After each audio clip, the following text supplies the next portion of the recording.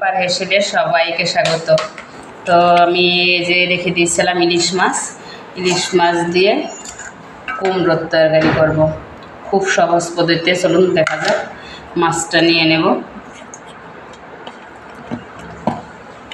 লবণ দিয়ে নতুন হলুদ একটু মেখে নেব।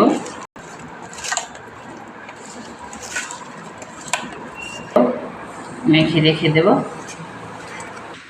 কড়াই বসিয়ে দিলাম, দিয়ে দেব তেল। মাছটা আজকে হালকা ভেজে নেব।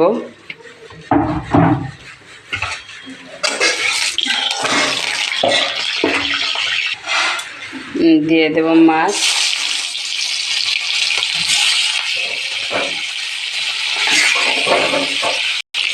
মাছটা বেশি ভাজবো না, হালকা পিঠে করে নেব।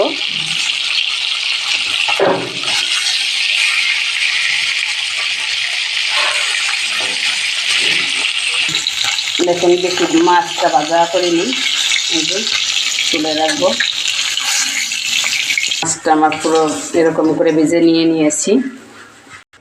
আর তেল দেবো না, ওই তেলের ভিতরে দিয়ে দেবো একটু জিরে ফোড়ন, দিয়ে দেবো লঙ্কা, দিয়ে দেবো কুমড়ো, দিয়ে দেবো পরিমাণ মতন লবণ, মতন হলুদ।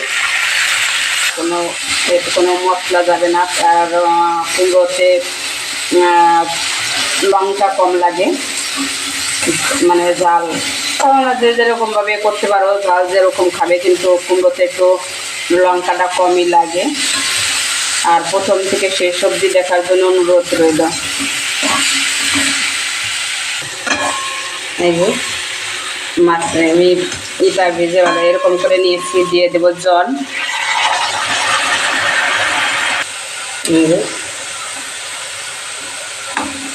আর গলে গেছে। দিয়ে দেবো মাছটা,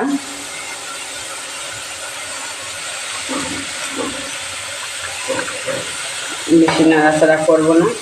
কিন্তু ইলিশ মাছে কোনো মশলা লাগে না, তো মশলা ছাড়াই আমি যেভাবে রান্না করি, ভাবি কি যে মশলা যদি দেই তার ইলিশ মাছের যে ঘ্রাণ স্বাদ সেটা কোনোটাই থাকে না। আমি ইলিশ মাছ যেহেতু ভালো খাই, আর বাঙালি মানে ইলিশ খেতে ভালোবাসে না এমন কোনো লোক নেই মনে হয়, আমি যতদূর জানি। একটু ডেকে দেব অল্প সময়ের জন্য, বেশি সময় লাগে না কুমড়ো রান্না করতে। করে নেব। দেখুন, আমার মাছ কিন্তু একটা বানিয়ে নিই, তো নামিয়ে নেব।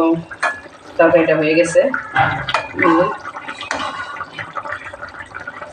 আমি ঝোল এতটুকুই রাখবো, যা তোমরা যেরকম ঝোল রাখো সেরকমই রাখতে পারো।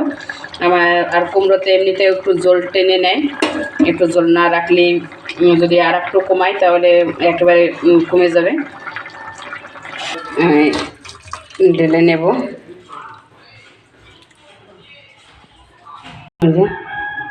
তরকারিটা আমার কমপ্লিট।